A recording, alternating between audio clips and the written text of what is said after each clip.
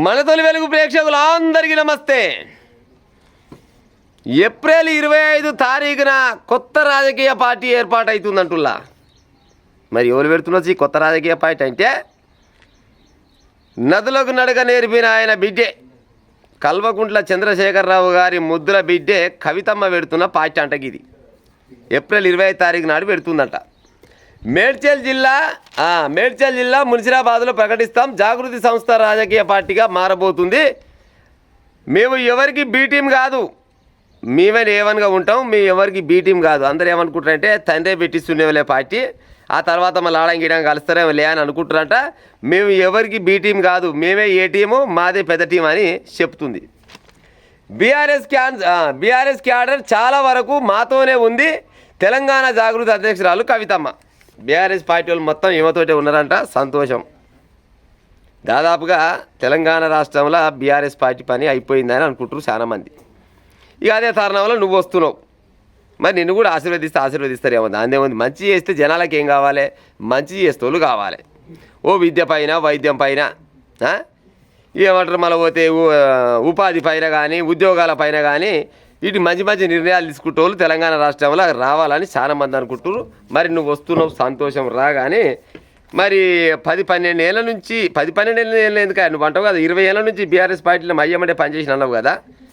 మరి ఏమేమి తప్పులు చేసిండు, ఏమేమి ఒప్పులు చేసిండు అవి కూడా చెప్పాలి జనాలకు. మరి గట్ట అయితేనే మరి జనాలు నమ్ముతారు, ఉత్తగా నమ్మరు. మరి ఏమంటారు ప్రజలారా, ఇప్పుడు గతంలో 10 ఏళ్ళు వెళ్ళిపోయిండు కేసీఆర్. 10 సంవత్సరాలు తెలంగాణలో వెళ్ళిపోయిండు.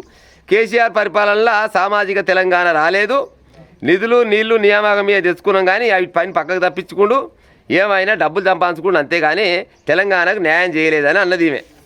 మరి న్యాయం ఎట్టెట్ట చేయలేదు, మరి ఆయన ఎందుకు సపోర్ట్ చేయకున్నావు, మరి ఇవాళ ఎందుకు సపోర్ట్ చేస్తున్నావు, మరి కొత్త పార్టీ పెట్టాలనే ఆలోచన ఎందుకు వచ్చింది, ఏమక్కడికి వచ్చింది అనేది కూడా క్లియర్గా జనాలకు చెప్పే ప్రయత్నం చేయాలి.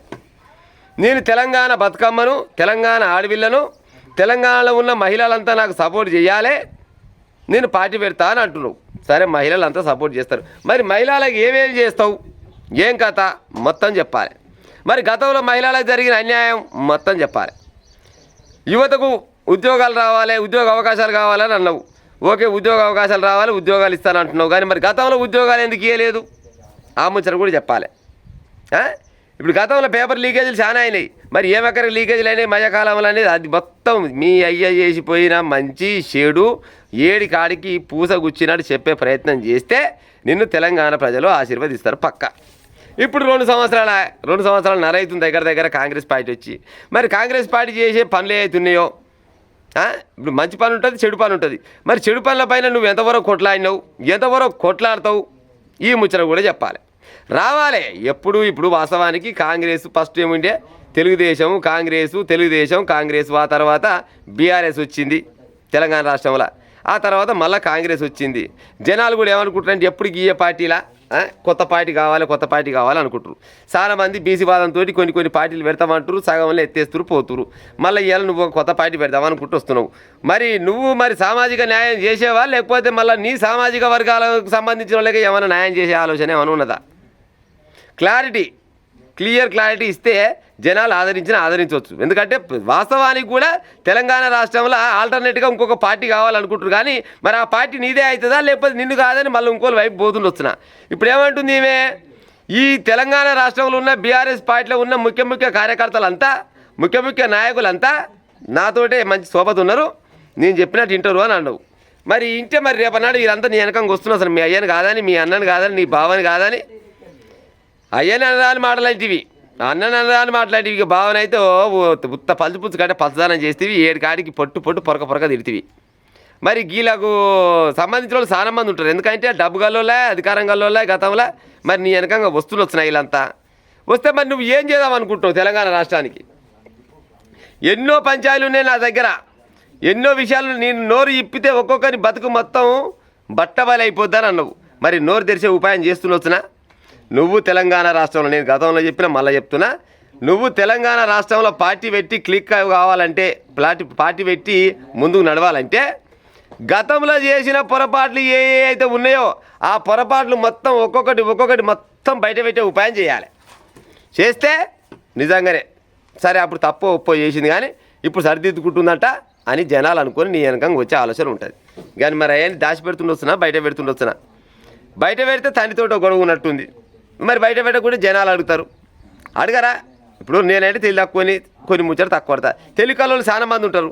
మరి గాయాలకు ఆ పని చేసిండు, ఆ పని చేసేటప్పుడు నువ్వు వెనకంగానే ఉన్నావు, మరి ఆయన సప్పుడు ఎందుకు చేయలేదు అని అంటారు. మరి దానికి కూడా కారణం చెప్పాలి కదా, పక్కా చెప్పాలి. చెప్తేనే నువ్వు ముందరకు పోతావు. లేదు నేను దాచిపెడితే మజం ముచ్చడం మన్నం ముచ్చడం అంటే ముందర పడే కాలం ఉండదు. పెట్టు, పార్టీ పెట్టాలి. ఎవరైనా పార్టీ పెట్టే రైట్స్ ఉన్నాయి, ఎవరైనా పార్టీ పెట్టవచ్చు. కానీ జనాలకు మంచి చేసి విద్య అయినా, వైద్యం అయినా, ఉపాధి అయినా, ఉద్యోగాలైనా ఇవన్నిటి మీద కొట్లాడి అవి ఇప్పించే రకంగా ఉంటే ముందలు దిగే ఉపాయం చెయ్యి. నువ్వే అన్నావు నేను ఎవరికి బి గ్రూప్ కాదు, నేను అదే అన్నదా ఈ ముచ్చట.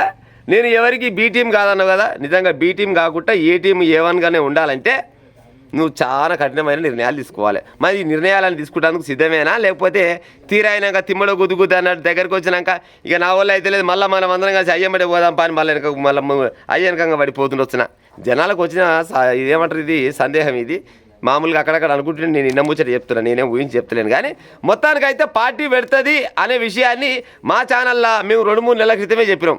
తెలంగాణ రాష్ట్రంలో కవితమ్మ పార్టీ పెడుతుంది, పక్క పెడుతుంది, ఏదో ఒక రోజు పెడుతుంది అని మేము ముందుగానే చెప్పినాం. ఊహించినట్టు పెడతానంటున్నావు.